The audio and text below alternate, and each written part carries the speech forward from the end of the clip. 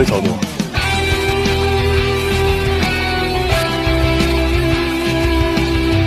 Assalamualaikum warahmatullahi wabarakatuh.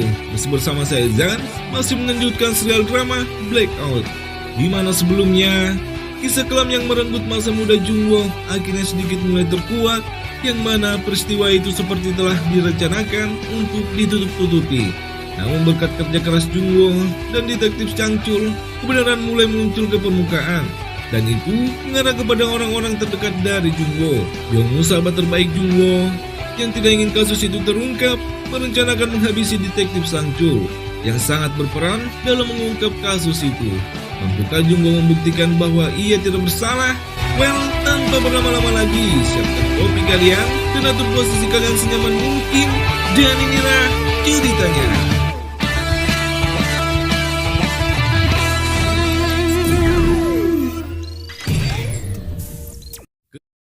Kecelakaan itu akhirnya membuat Changchul pingsan. Byung-woo berniat mengambil hasil tes DNA-nya, namun tiba-tiba Changchul kembali sadar dan seketika itu menghajar Byung-woo.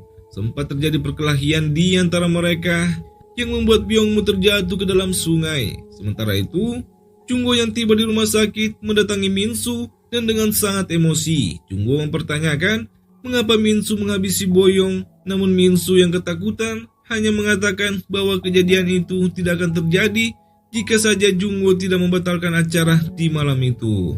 Dalam ketakutannya, Min-soo menceritakan bahwa di malam itu, Boyong yang sedang dalam emosi mengeluarkan kata-kata yang merendahkan dirinya dan juga Byung-woo, yang membuat Byung-woo kesal dan akhirnya memperkaos Boyong. Belum sempat Min-soo mengatakan siapa yang menghabisi Boyong, anak buah Changchul datang mencegah Jungwoo. Dan melalui panggilan telepon, Changchul mengingatkan Jungwoo untuk tidak melakukan hal apapun.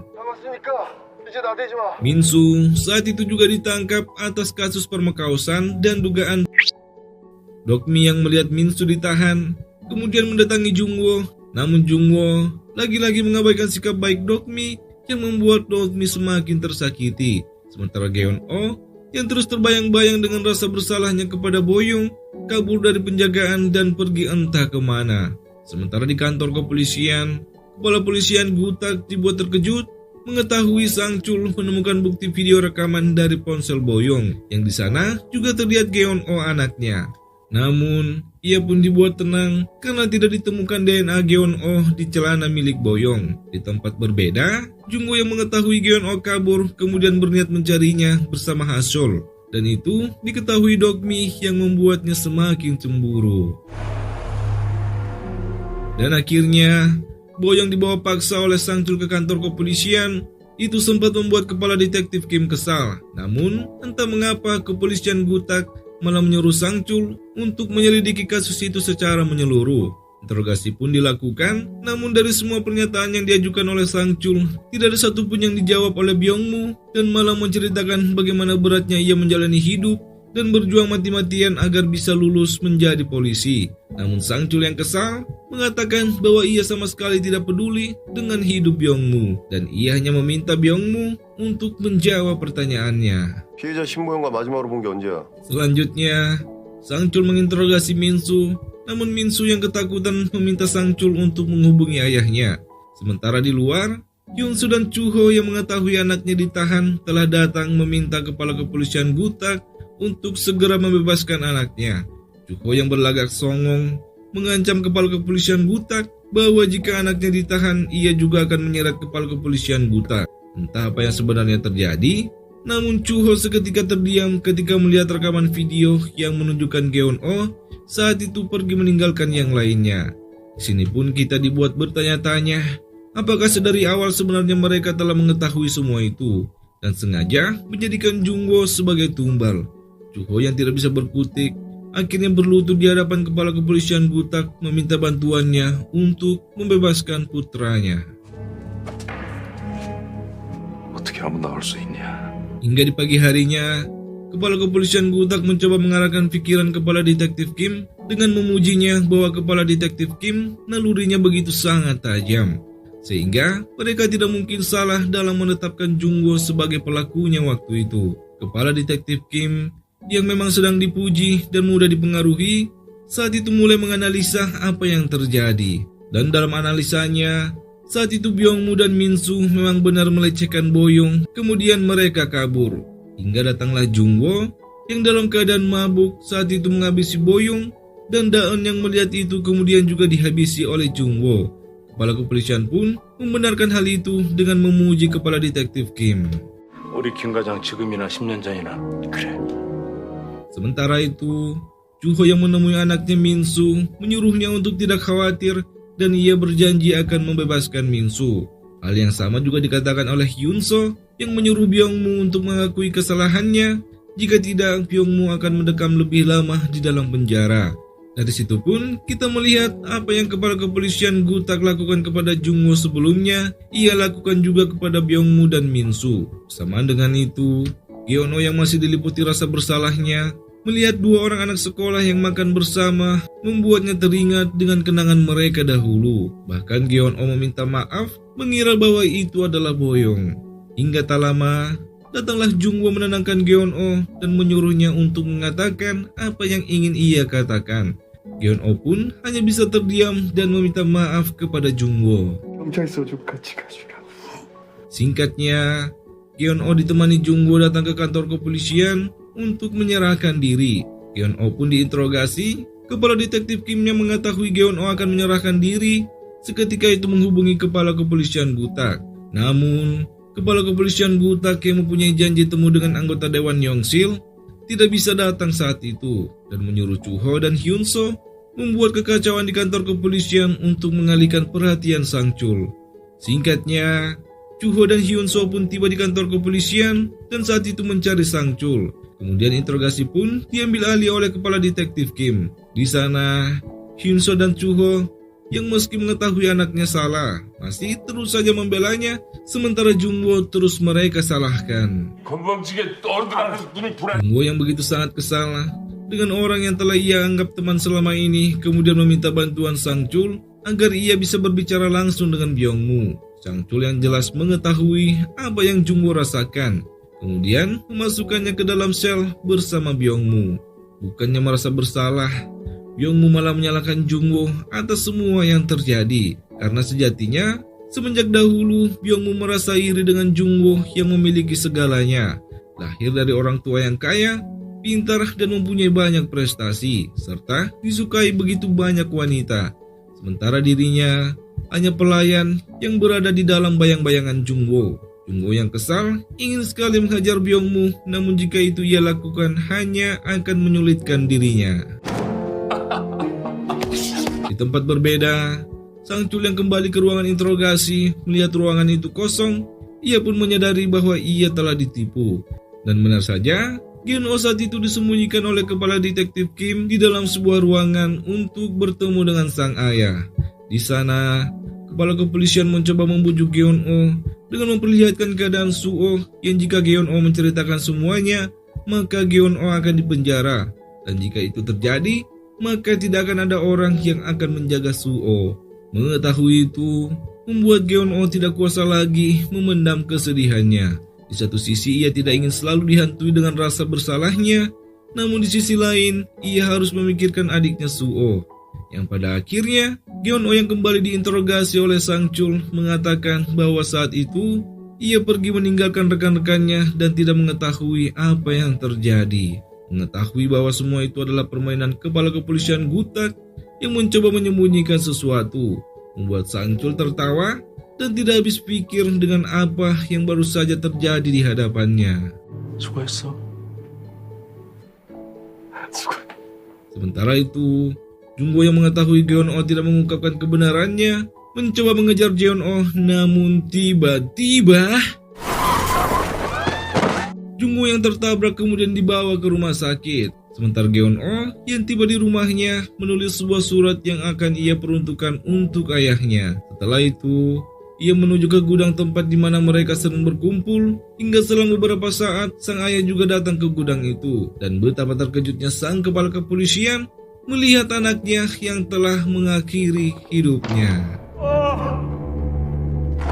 Bersamaan dengan itu, Dokmi secara khusus mendatangi orang tua Boyong dan mengatakan bahwa sebenarnya sebelum Boyong dinyatakan tewas, terlebih dahulu diperkaos oleh Byung-moo dan Min-soo. Mendengar itu, Dong-min yang begitu emosi mendatangi Mucheon Garden.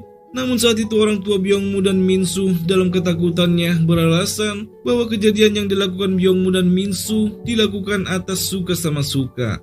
Sontak hal itu membuat Jae-hee, ibu dari Boyong, semakin terluka. Bagaimana bisa mereka menilai anaknya serendah itu?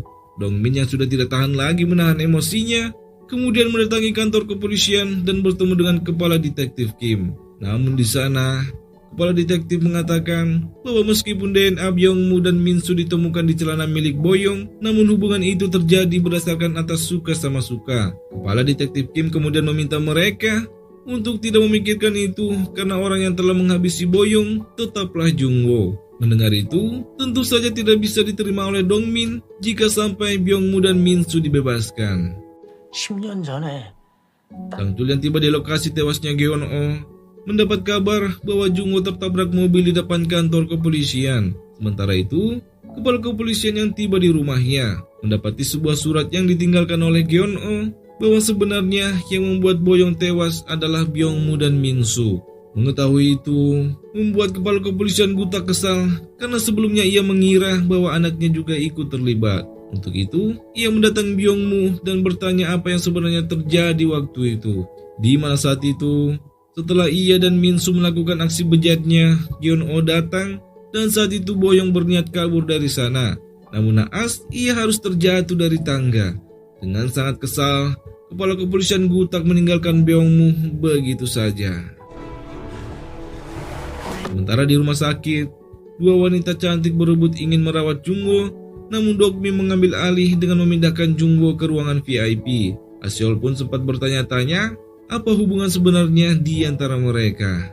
Bersamaan dengan itu, Sang Chul yang melihat Byung-moo dan Min-soo dibebaskan membuatnya kesal dan memperingatkan mereka bahwa semua itu belum berakhir. Keadaan itu pun membuat Sang Chul semakin bersemangat menyelesaikan kasus itu. Dan ia merasa ada sesuatu yang janggal di mana Geon-oh sebelumnya datang untuk menyerahkan diri, tiba-tiba mengubah pernyataannya. Kemudian ia pun mengakhiri hidupnya. Sang Chul kemudian melihat rekaman interogasi Jung-woo saat itu dan ia pun menyadari bahwa saat itu Jung-woo dipaksa untuk mengakui semua yang telah direkonstruksikan oleh detektif Kim. Sebuah fotoskop juga Sang Chul temukan, namun ia bingung mengapa foto itu ada di sana, sementara skop itu tidak ada dalam daftar barang bukti. 사진이 따로 없네. Di tempat berbeda, Jung-woo yang tersadar kemudian menghubungi Sang Chul dan mempertanyakan apakah Geon-oh kembali datang untuk bersaksi. Sang Chul tidak menjawab pernyataan Jung-woo, namun menyuruh Jung-woo untuk menunggunya di rumah sakit. Singkatnya, Sang Chul kemudian membawa Jung-woo ke kediamannya dan di sana Sang Chul baru memberitahukan Jung-woo bahwa Geon-oh telah meninggal. Dan di samping itu, Byung-moo dan Min-soo juga telah dibebaskan. Mengetahui itu membuat Jung-woo begitu sangat marah, namun Sang Chul mencoba menenangkan Jung-woo. 고정아, 진정해. 어? Pemakaman Geon-oh akhirnya dilakukan. Anggota Dewan Yongsil juga berada di sana, yang mana ternyata 10 tahun yang lalu Yongsil lah yang menjadikan Gutak sebagai kepala kepolisian. Itu ia dapatkan setelah ia mendapat tantangan untuk menyelesaikan kasus itu dengan cepat. Dan karena dulunya ia mengira bahwa anaknya juga terlibat dalam kasus itu, ia pun menjadikan Jung-woo sebagai pelakunya. Dan sekarang Yongsil berniat membawa Gutak ke level yang lebih tinggi. Dong-min juga hadir dalam pemakaman itu. Namun ia masih terlihat kesal dengan Chu-ho dan Hyun-soo setelah mengetahui anaknya diperkaos oleh Byung-moo dan juga Min-soo. 형이 줄게. Sementara itu, Sang Chul mulai merangkai semua informasi terkait kasus kematian Boyong dan Daan dari orang-orang yang sempat ia temui, dan dengan fakta-fakta yang mulai terungkap belakangan ini. Hingga di pagi harinya, ia pun menyuruh Jung-woo untuk melengkapi apa yang kurang dalam tulisannya dan mengurutkannya dari awal sampai akhir. Jung-woo pun mulai mencoba mengingat apa saja yang terjadi saat itu, dan ia menyadari bahwa Suo sempat memberikannya sebuah lukisan yang sepertinya menggambarkan kejadian saat itu. Namun saat ini, Suo sedang dalam karantina sehingga mereka akan sulit untuk menemukannya. Jung-woo juga mengingat bahwa dulunya Byung-moo, Min-soo, dan Geon-oh tidak satupun di antara mereka yang bisa menyetir mobil. Itu berarti ada orang lain yang memindahkan jasad Boyong ke desa sebelah. Jungwo menduga para orang tua juga terlibat dalam hal itu. Di samping itu, ia juga tidak pernah merasa memiliki sebuah skop, namun di dalam foto terdapat 2 skop. Itu berarti ada 2 orang yang membawa Boyong. Sang Chul menegaskan kepada Jungwo bahwa temuan mereka hanyalah sebatas asumsi dan tugas mereka adalah mencari bukti langsungnya. 우리는 직접적인 증거가 필요해. Di tempat berbeda, Kepala Kepolisian Gutak menjemput Minsu, mengajaknya berbicara. Hingga tiba di sebuah tempat sepi, Kepala Kepolisian Gutak menghajar Minsu habis-habisan dan mengatakan karena merekalah Gyeon-oh menghabisi hidupnya. Kepala Kepolisian Gutak kemudian mengancam Minsu untuk mengaku bahwa Byung-mu lah yang memaksanya untuk memperkaos Boyong saat itu. Minsu yang ketakutan pada akhirnya mengiyakan permintaan Kepala Kepolisian Gutak. Sementara Jungwo saat itu mendatangi makam Gyeon-oh untuk mengucapkan salam perpisahannya. Hingga tak lama, Jungwo yang melihat sebuah kecelakaan membuatnya mengingat di mana saat dirinya diinterogasi waktu itu, Kepala Detektif Kim sempat menyuruhnya mengakui bahwa ia menabrak tiang di jalan masuk desa ketika ia membuang Boyong saat itu. Hingga tak lama, Hasol datang menemui Jungwo dan menasihatinya untuk tidak pulang ke rumahnya saat ini. Karena usai kematian Gyeon-oh, seluruh Mocheon sangat membenci Jungwo. 우정호 씨에게 잔뜩 벼르고 있더라고요. Di tempat berbeda, Dongmin yang telah terhasut dengan bayaran yang dijanjikan Chuho dan Hyunso sebagai ganti rugi karena anak mereka telah memperkaos Boyong, sempat ditentang oleh Jae-hee yang menganggap Dongmin sama sekali tidak mempunyai perasaan, yang bisanya hanya memanfaatkan Boyong bahkan setelah Boyong mati. Sontak hal itu membuat Dongmin kesal dan menghajar Jae-hee. Malam harinya, Jungwo dengan sengaja mendatangi Byung-mu di kediamannya, hingga tak lama Sang Chul bersama polisi lainnya datang menangkap Byung-mu atas kasus permakausan Boyong. Dan itu semua berdasarkan kesaksian dari Minsu. Byung-mu sempat mengucapkan nama Dokmi karena semua itu adalah idenya. Mendengar nama Dokmi, itu sempat membuat Jungwo bertanya-tanya.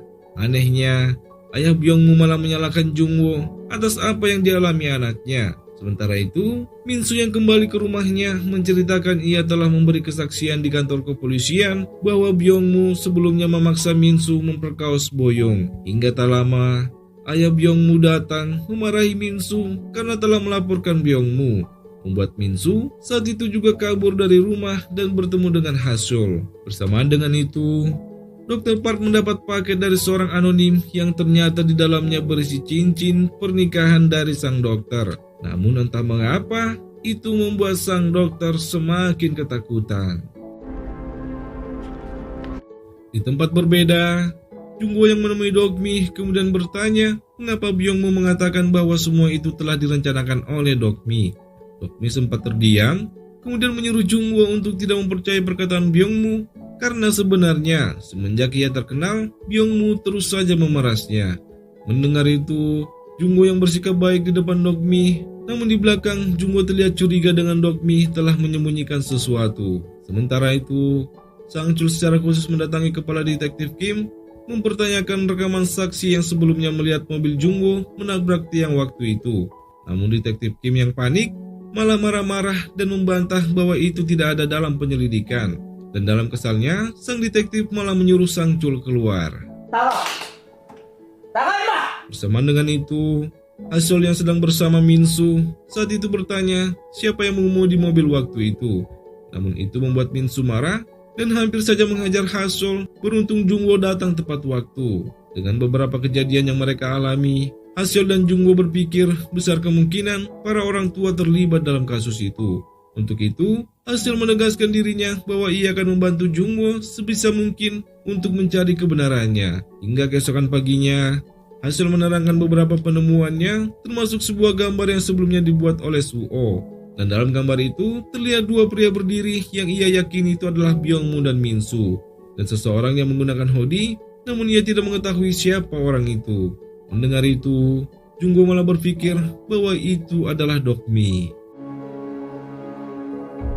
Sementara di kantor kepolisian, Dokmi secara khusus mendatangi Byung-mu, dan di sana Byung-mu dibuat kesal karena Dokmi seolah-olah tidak mengetahui kejadian itu. Padahal kenyataannya, Saat mereka bertengkar waktu itu, Dokmi datang melerai pertengkaran mereka dan menyarankan mereka untuk segera menyingkirkan Boyong dari tempat itu. Karena jika tidak, mereka semua akan masuk penjara dan semua mimpi mereka akan terkubur di hari itu juga. Sangchul sempat termakan oleh sandiwara Dokmi, namun melihat Dokmi yang begitu sangat ingin tahu tentang apa yang dilakukan Jungwoo membuatnya curiga.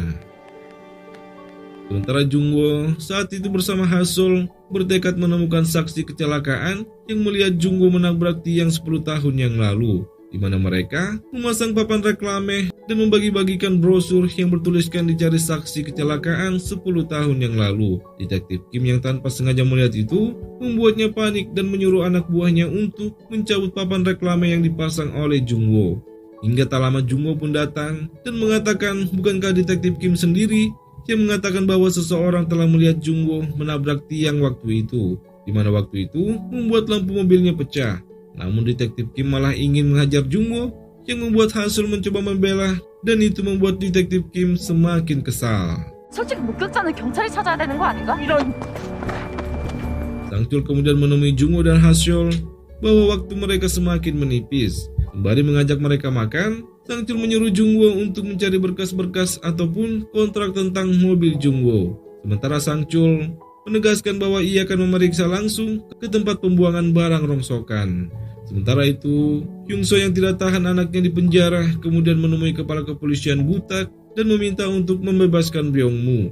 Namun Gutak mengaku bahwa ia tidak bisa berbuat apa-apa karena Minsu sendirilah yang telah bersaksi. Terlebih, bukti DNA mengarah kepada Byung-moo.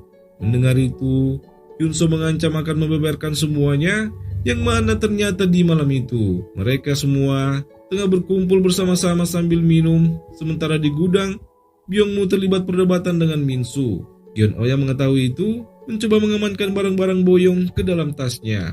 Karena begitu takut, Gyeon-oh pada akhirnya menghubungi ayahnya.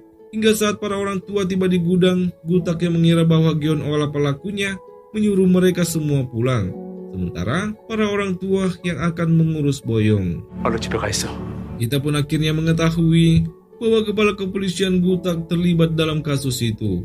Namun meski begitu, Gutak tidak peduli jikapun Hyunso mengatakan yang sebenarnya, karena kini Gyeon-oh anaknya telah meninggal. Tak lama, kepala detektif Kim menghadap, yang membuat kepala kepolisian Gutak sangat marah karena mengetahui Jungwoo mencari saksi yang melihat kecelakaan waktu itu. Gutak kemudian memerintahkan detektif Kim untuk menemukan saksi itu sebelum Jungwoo menemukannya, serta mencari di mana keberadaan mobil milik Jungwoo. Keadaan itu pun membuat kepala kepolisian Gutak teringat saat ia mencoba membujuk ayah Jungwoo untuk menyetujui pengurangan hukuman Jungwoo, yaitu dengan mengakui kejahatannya. Sementara itu, Suho yang masih diasingkan menggambar kembali kejadian itu di balik meja rumah sakit. Sementara Minsu saat itu kabur dari rumah dan ia bingung harus kemana dan bagaimana. Bersama dengan itu, Sangchul yang mendatangi bengkel tempat pembuangan rongsokan, namun karena pemilik bengkel tidak berada di tempat, Sangchul tidak dapat melakukan penyelidikan lebih lanjut, yang mana ternyata pemilik bengkel rongsokan itu kini telah berada di kantor kepolisian menemui kepala kepolisian Gutak. Namun yang mengejutkan, dalam pengakuannya, mobil itu tidaklah dihancurkan, melainkan hanya pencabutan izin. Itu membuat kepala kepolisian Gutak semakin was-was dan menyuruh kepala detektif Kim untuk segera menemukan mobil itu. 어떻게 할 거야? Setibanya di rumah, Gutak lagi-lagi dihadapkan dengan masalah di mana Dongmin yang curiga Gutak menyembunyikan istrinya, memaksa masuk hingga Gutak harus memberi Dongmin pelajaran. Tak lama, Chuho juga berada di sana dan betapa terkejutnya mereka melihat Jae-hee keluar dari rumah kepala kepolisian Gutak. Yang mana Jae-hee yang babak belur usai mendapat KDRT dari Dongmin meminta perlindungan dari Gutak. Usai kepergian mereka, Chuho meminta Gutak untuk mencari anaknya. Namun Gutak malah mengancam jika Minsu tidak segera datang ke kantor kepolisian, maka Minsu akan masuk dalam daftar pencarian orang. Mendengar itu, membuat Chuho sangat geram dan mengancam jika itu terjadi, maka ia tidak akan tinggal diam. Di mana Gutaklah yang telah merencanakan pembuangan jasad Boyong. Dan karena itu juga, Gutak bisa meraih posisi sebagai kepala kepolisian Mucheon. 대단한 경찰서장 자리까지 기어 올라간 거 Di 아니? tempat berbeda, Jungwo bersama Hasyol bekerja sama mencari berkas-berkas yang mungkin saja berhubungan dengan keberadaan mobil Jungwo. Di tengah pencariannya, tanpa sengaja Jungwo menemukan surat ibunya yang selalu ditulis saat Jungwo masih di penjara. Namun sang ibu tidak pernah mau mengirimkannya. Hingga Jungwo menemukan sebuah dokumen penyimpanan logistik berupa sebuah kontainer, membuatnya curiga bahwa di sanalah sang ayah menyembunyikan mobilnya. Saat itu juga, Jungwo menghubungi Sang-chul dan menuju ke gudang logistik. Tepat saat Sang-chul telah tiba di sana, kepala detektif Kim juga telah berada di sana. Namun Jungwo telah terlebih dahulu menemukannya dan benar saja kontainer itu berisi mobil Jungwo.